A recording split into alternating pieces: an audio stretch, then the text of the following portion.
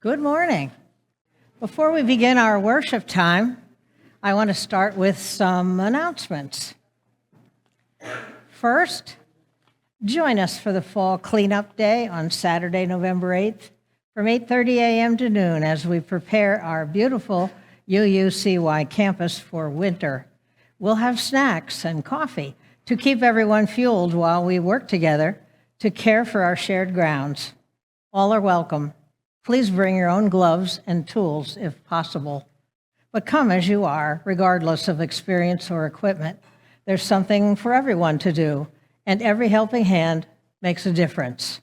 So that's November 8th. Next one, November 16th, is a congregational call meeting. After service, the call task force has unequivocally recommended to the board to convene a call meeting at which members of the congregation will vote to accept Reverend Christin Green as our called minister. We're delighted to take this action. Please plan to stay to cast your vote. Next, lights, camera, and action. Saturday, November 22nd, 5 p.m. is UUCY's annual live auction and dinner party. All ages welcome. For more information, visit uucy.org/auction. Contact Karen with questions or donations at karenwishart21@gmail.com or grab her out in the hall. Make sure to note other announcements listed on the back of our order of service, and one just came in. By the way, I'll read that before I finish. Here's a siding one. Please sign up to be in the December 21st Christmas pageant beginning today. That's the sign up today. Adults and children sign up for speaking and non-speaking roles. Sign up sheet is on the RE bulletin board, which is out in the hallway. So make sure to note another announcements listed on the back of our order of service. Scan the QR codes with your phone for more events, activities, updates, and information for newcomers. Now, good morning again, and welcome to the Unitarian Universalist Congregation of York. I am Karen Schaineman. My pronouns are she and her, and I am your worship associate for this morning's service, crafted by Reverend Bran Lennox, the minister at Unitarian Universalist Church of Harrisburg. Our minister, Reverend Christin Green, is not with us this Sunday. We are delighted to have you with us. After the Time for All Ages story, children and youth will be invited downstairs for RE classes, where they will connect and explore together. It's not too late to register your children or youth for RE classes or to volunteer to help us build and grow our program. Our nursery is also staffed and available downstairs. Our lobby is also equipped with a live feed of the audio and visual elements of the service if anyone needs to step out for any reason. Make sure to note other announcements listed on the back of our order of service. Anyway, now I have words of welcome. I think it's still me. Hang on. Whoever you are, whoever you love, we are glad your faith journey brought you here today. The mission of this congregation is to nurture a loving community, inspire lifelong spiritual and personal growth, and act for a better world. We welcome all of you joining us in person or online. If you are joining us for the first time, we invite you to visit our welcome desk to fill out a visitor card and send an email to visitor@uucy.org so that we might get to know you. We invite you to bring your whole self into this sanctuary space with us. If you are here in the sanctuary with us, please remember to set your devices to worship mode, silent or vibrate. If it would be helpful for you to sketch, color, or enjoy another centering activity during worship, you're invited to check out our Spirit Work Cart in the back of the sanctuary. Now, Let us now mark this time made sacred by our presence by taking a collective breath. Again, welcome to UUCY.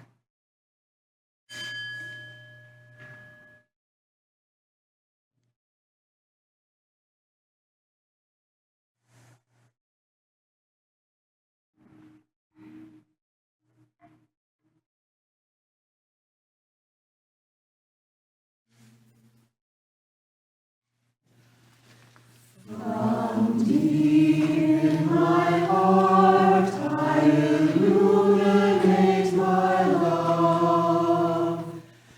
From deep in my heart, I illuminate my life. From deep in my heart, I reach out and touch. When our spirits unite, our light shines bright. With every word I speak, I illuminate my love. With every word I speak, I illuminate my life. With every word I speak, I reach out and touch. When our spirits unite, our light shines bright. With every step I take, I illuminate my love.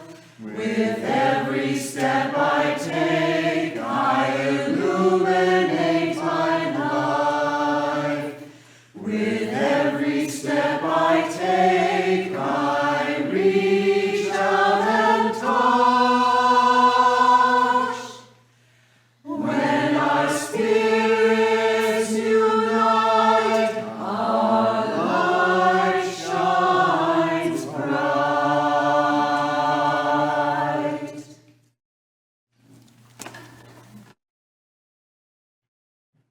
As we light the chalice, the symbol of our living tradition, here in the sanctuary, you're also invited to light a candle or chalice of your own if you are joining us remotely. This morning, our words are by Florence Kaplow. As we kindle this flame, we honor and remember those who have passed into the mystery. Their brightness lives on in our vision. Their courage lives on in our commitments, and their love continues to bless the world through us. Would you join us for the opening hymn, 1001, titled Breathe? Please rise as you're willing and able.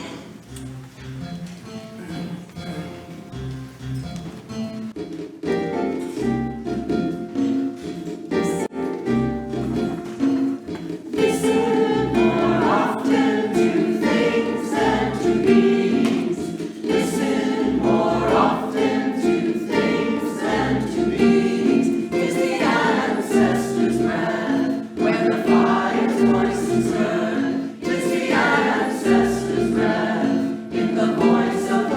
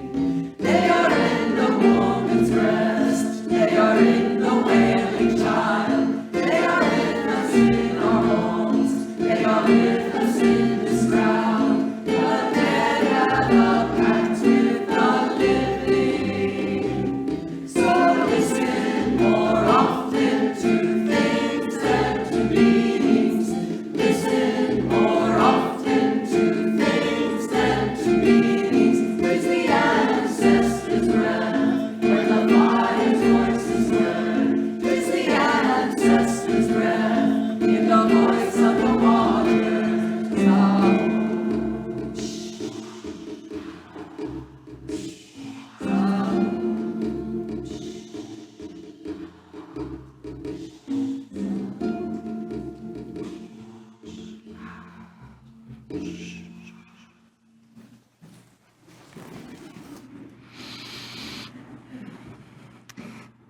like to invite any children or young people to come forward and join me on the rug for our time for all ages.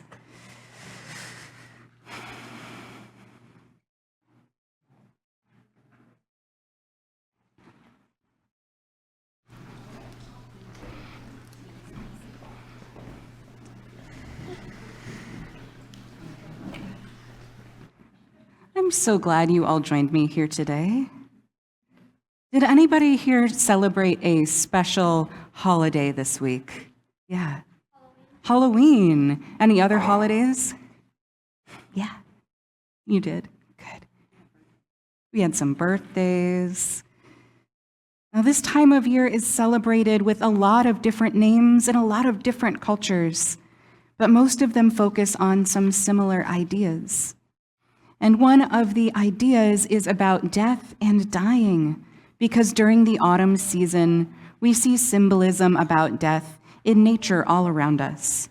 The plants going brown and withered, and the days getting shorter and darker make us think about the cycles of life and death. So we get to experience this very cool dichotomy, which is a fancy word meaning balance between two very different things. We are balancing lightness and fun, candy and celebrations, with something that many people find difficult, which is the truth about death. Raise your hand if you know anybody who's died. Anybody who's died? Yeah. When we think about people we love who have died, we usually feel both happy and sad, which is complicated. We might feel happy because we loved them so much, and sad because we don't get to see them anymore. I want to share a beautiful story with you today, and this is my friend Craig, who you might have met before, and Craig's going to read that story for us. And I have to say before Craig starts that during this story, I might cry a little bit. And this is because that story reminds me of things that make me both sad and happy. And when I feel big emotions, my body reacts by crying, and that's okay, and it's safe. And I don't want you to worry when you see me or any other grown-ups here crying. But in order to tell this very special story, we need your help. We need you to use your imagination to bring this story to life. So if you want to, you can close your eyes for a moment and imagine yourself as a leaf, a nice green leaf attached to a maple tree. And then I want you to imagine that I'm a leaf too, and so is the friend sitting next to you and everyone in this whole room. We're all leaves in different shapes and sizes, and we're all part of the same maple tree. Okay, now that we're all leaves, we can begin the story. The Fall of Freddie the Leaf by Leo Buscaglia. Freddie was a maple leaf. In spring, he first appeared as a small sprout on a large branch on a little twig near the very top of a tall tree. But in the summertime, Freddie's midsection had started to grow, and it had grown wide, and it had grown strong, and its 5 extensions were firm and pointy. There were hundreds of leaves on Freddie's tree, all the same, all different. Alfred was the leaf next to him. Ben was the leaf on the other side, and Claire was overhead. They had all grown up together, learning to dance in the spring breezes, basking in the summer sun, washing off in the cool rains. Freddie's best friend was Daniel. They were the biggest and wisest leaf on the branch. Daniel taught all the leaves that they were part of a tree that had strong roots hidden in the ground below the tree. And the tree was in a park. Daniel explained about the birds that came to sing in the branches. They taught the leaves about the sun, the moon, the stars, and the seasons. Freddie loved being a leaf. He loved everything about it, the light, the sky, his friends, but especially he loved the warm summer sun and soft, dreamy moonlight. That summer, the park drew many people who came and sat in the shade under Freddie's tree. Daniel told him that the giving of shade was part of his purpose. What's a purpose? Freddie asked. It's a reason for being, Daniel answered. To make things more pleasant for others is a reason for being. To make shade for the older people, provide a cool place to play for the children, to welcome the picnickers. These are all reasons for being. But summer soon passed. It vanished on an October night. Freddie had never felt so cold.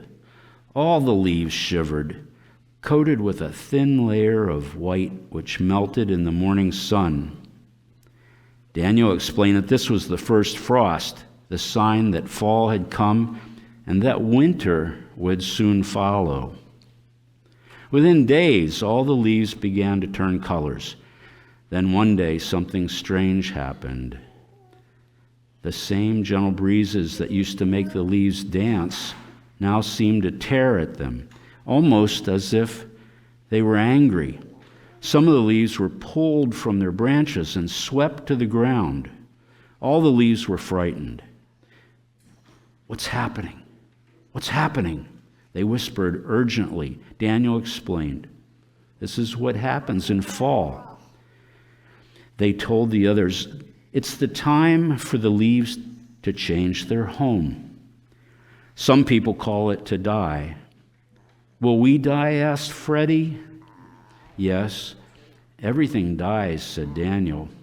No matter how big or small, how weak or strong. We grow, we experience the sun and the moon, the wind and the rain. We learn to dance and to laugh. We find our purpose. And one day, we die.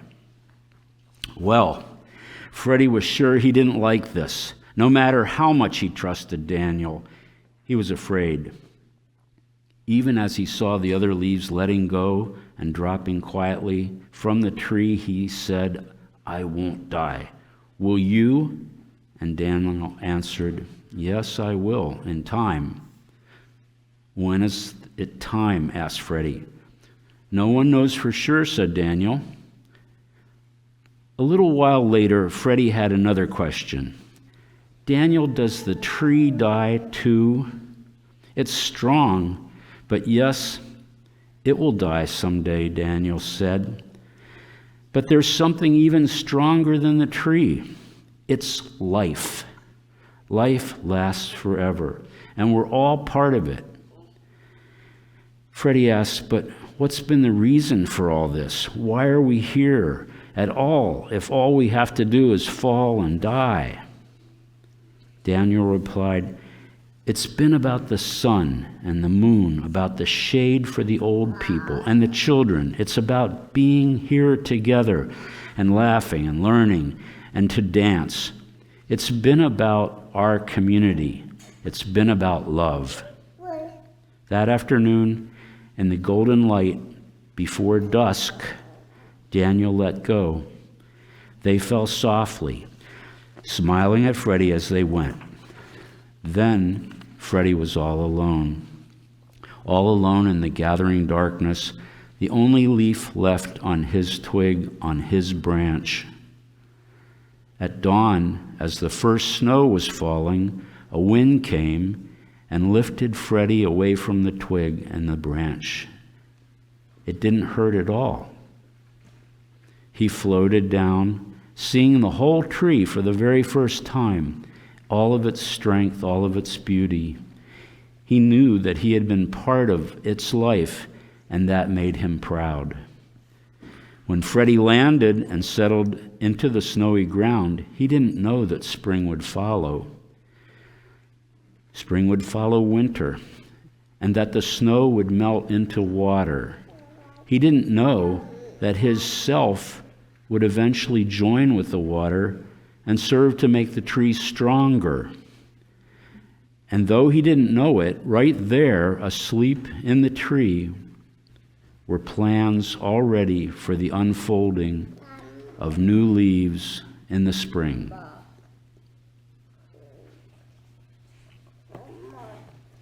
Thank you all for listening, for being part of our story today. We're going to sing you out to your classes now.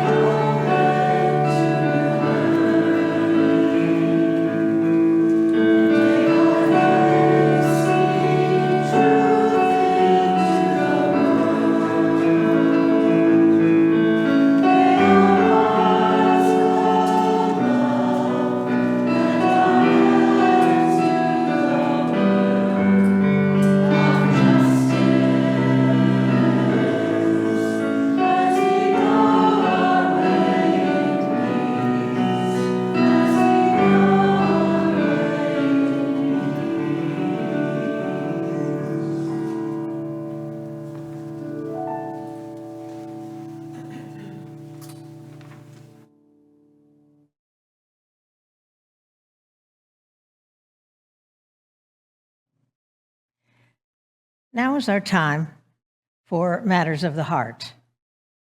We dedicate time in our service each week to address what we call matters of the heart. We gather our spirits, center our hearts, minds, and bodies in a moment of meditation together.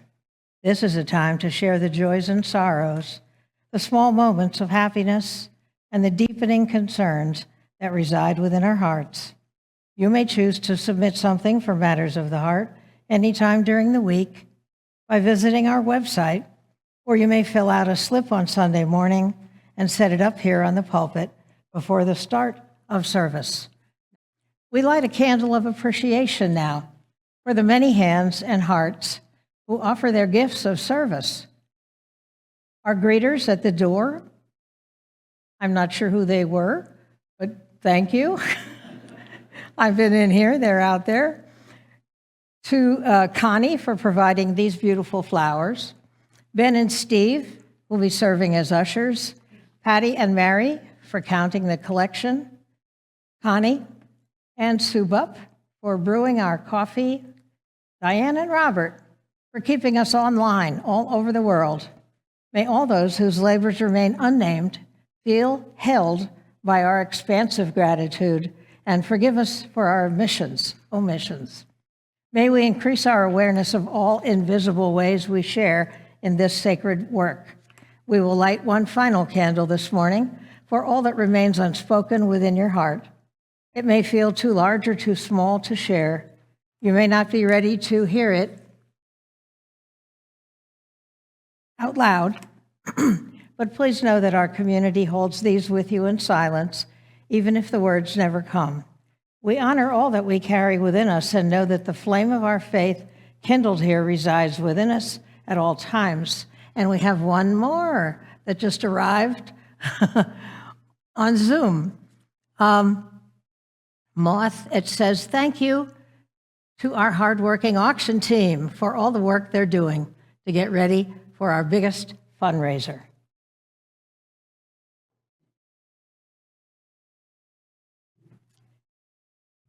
Now there's a reading. It's called For All Our Losses by Patricia Sheldon. For those we miss, for things long gone, for those who or what we last held in our arms, in our hands, and in our hearts, we pray. We pray for memories to stay strong, memories of words and warmth, of actions and stillness. We pray for love shared and lived, love to remain with us and with them, for that to become enough. We pray for the courage to put our feet on the floor when we wake, to move through the day as if we cared. Oh, love that holds us all, hold on to me while I hold on to what I have lost.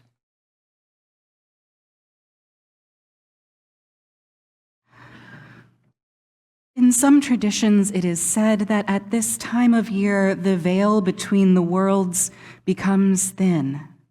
The last few days of October, the first few days of November, some say we can begin to feel the presence of the spirit realm, the unknowable place beyond this one where the spirits of the dead reside. In some traditions, it is said that our loved ones come to find us while the veil is thin, and they stay within reach. We might even feel their presence drawing close. This idea is a gift. It's a comfort to our grieving hearts. To know love is to know grief. It connects us all as human beings. Our grief never fully leaves us. Our life grows larger around it in time, but we are forever changed by the love we have for those who have passed on. And so today, we suspend disbelief, and we allow ourselves to call on the departed and feel them with us today. We may feel connection with their spirits, and in return, we offer assurance that they are not forgotten. We are together still. Solemnly and with great love, I invite you to come forward to this altar here in the front of the room. The invitation now is to come forward down this side aisle here as you feel so moved and approach the memorial altar. In the center of the altar is a bowl of sand, and if there's someone special on your heart today whom you have lost to death, you're invited to use your finger to write their initials there in the sand. Please go ahead and come up this aisle and return to your seats in a counterclockwise fashion. Our choir will lead us all. If you brought tokens of your loved ones which you'd like to place on the altar, you're also free to do so when you come forward. Whenever you're ready, let's begin, and we'll all hold your memories, your grief, and your love alongside you.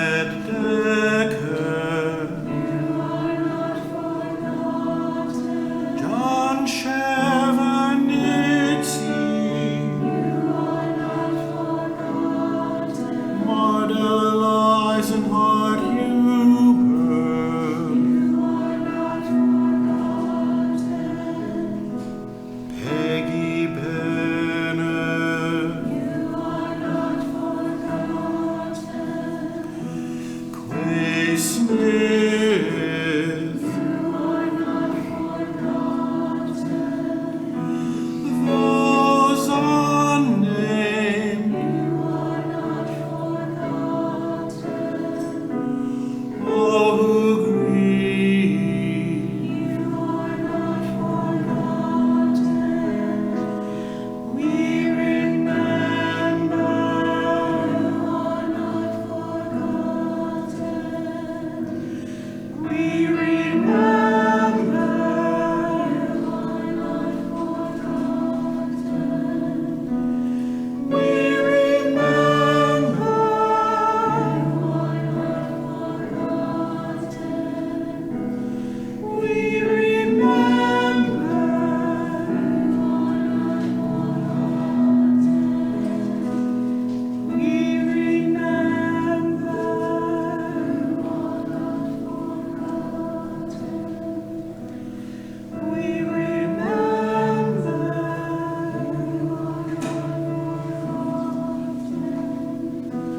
We remember.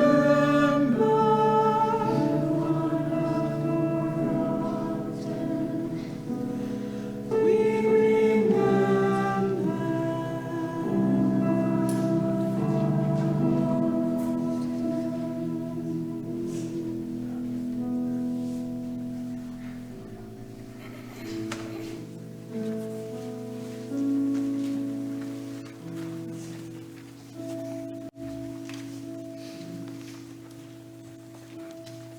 As we hold our memories in our hearts, may we honor all that we have lost and let go of, acknowledging that we all have lost lives, and all that we have lost lives on in our memories and hearts. We release them into the care of the infinite web, the mystery, the ever-flowing river of life. Please join me in the spirit of prayer, opening our hearts to these words penned by Mary Geer. Spirit of love and life, great mystery, we gather today in grief and in gratitude. May we know that the grief comes and goes. May we hold fast to the gratitude. May we know that the mystery is unknowable. May we hold fast to each other. May we know that what is physical comes and goes. May we hold fast to the love that never dies. As we release what we have lost into the care of the eternal, may we hold fast to the stories, the love, and the light that remains. Amen.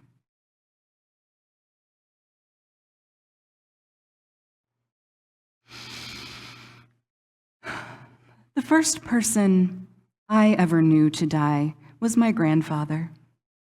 I was 10 years old, and he died very suddenly.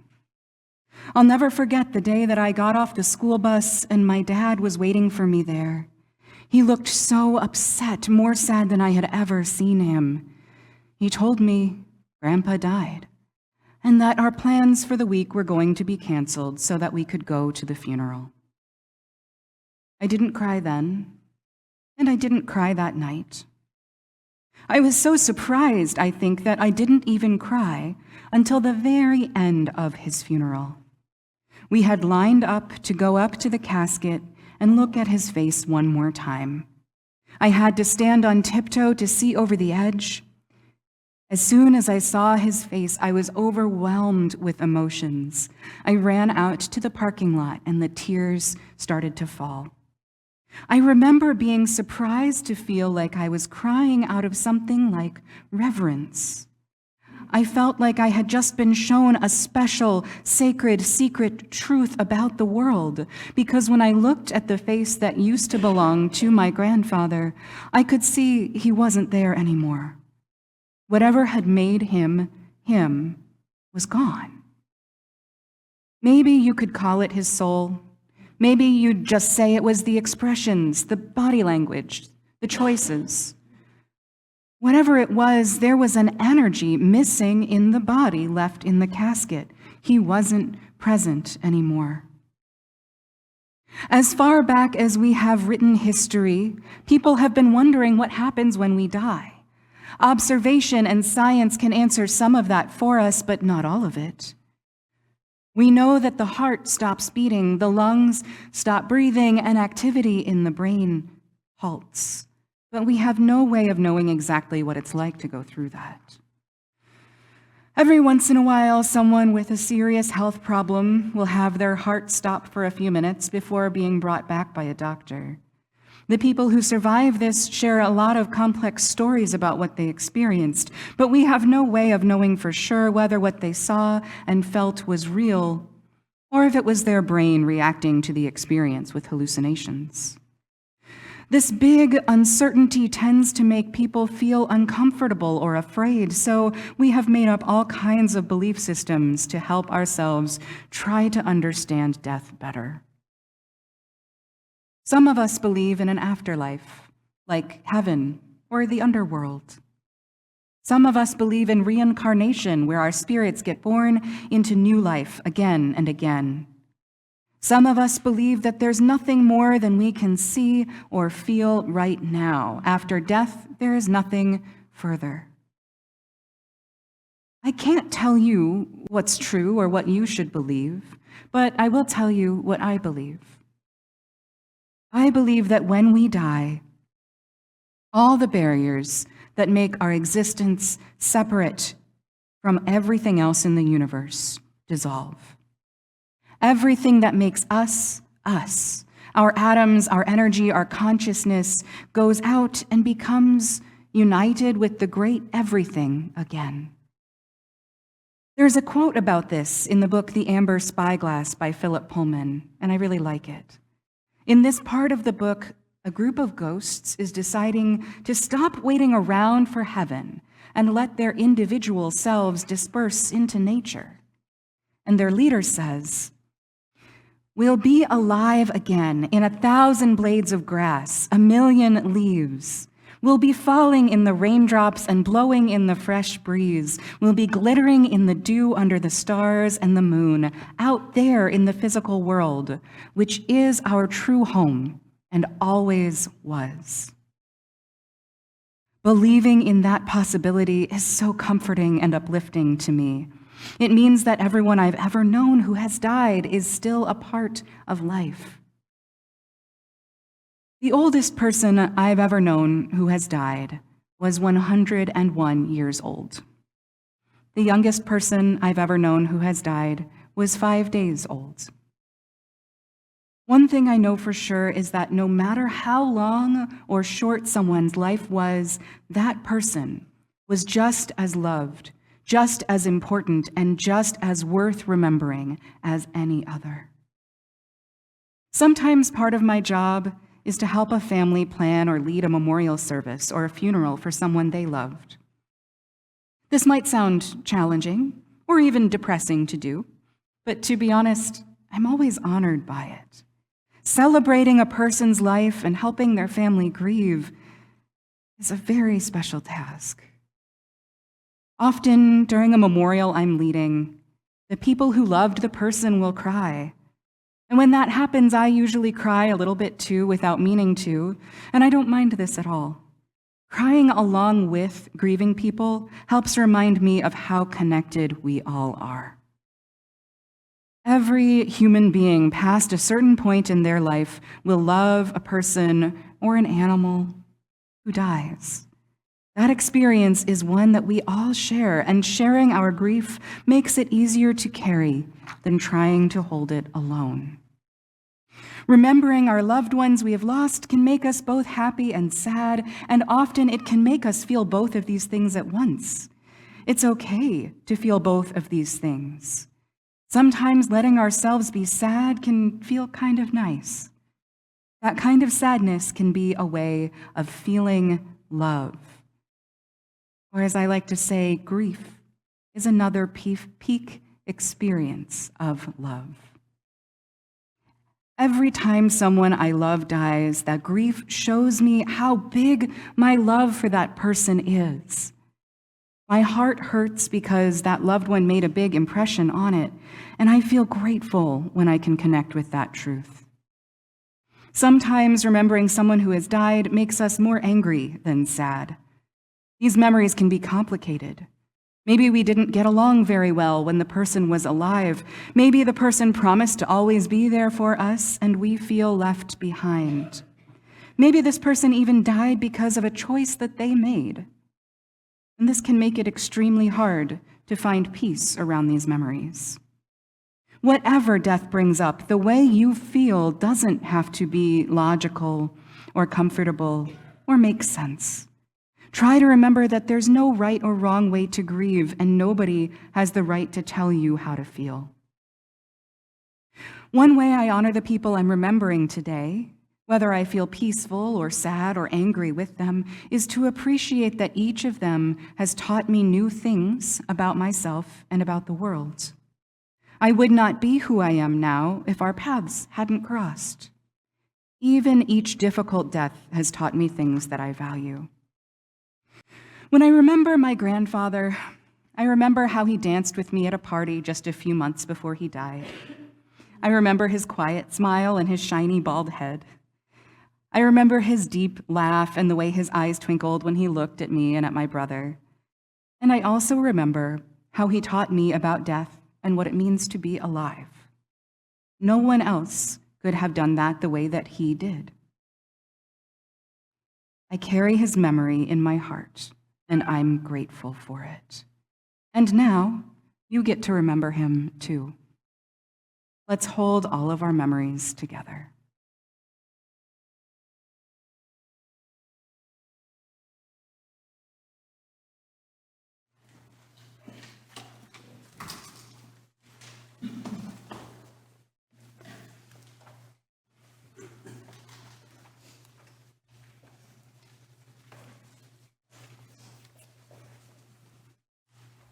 Remain seated and sing together from the great hymnal, hymn number 324, Where My Free Spirit Onward Leads.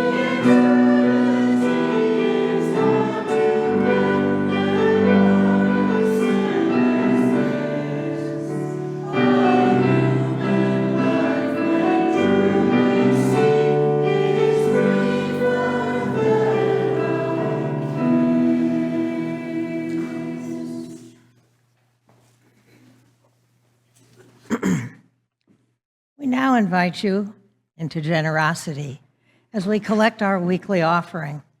Each week, we commit to share our offering with a community organization that upholds our values. Our Share the Plate partner for November is the Rainbow Rose Center. I invite Christina Wingert, their executive director, to tell us more about this organization.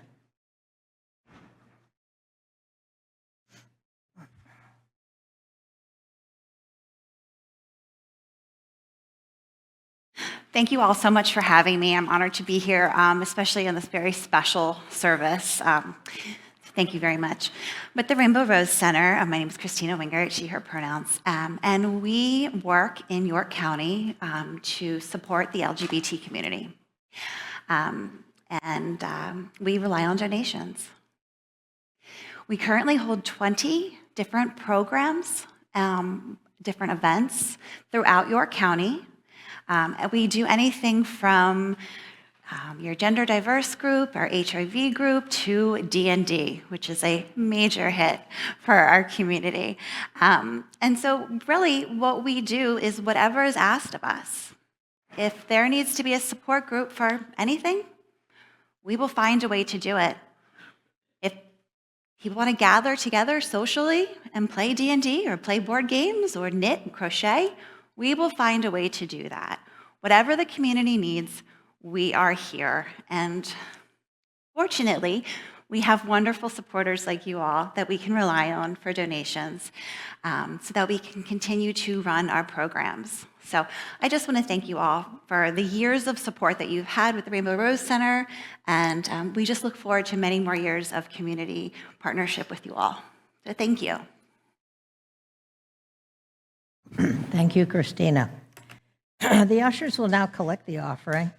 If this is your first time visiting with us, please feel free to let the basket pass you by.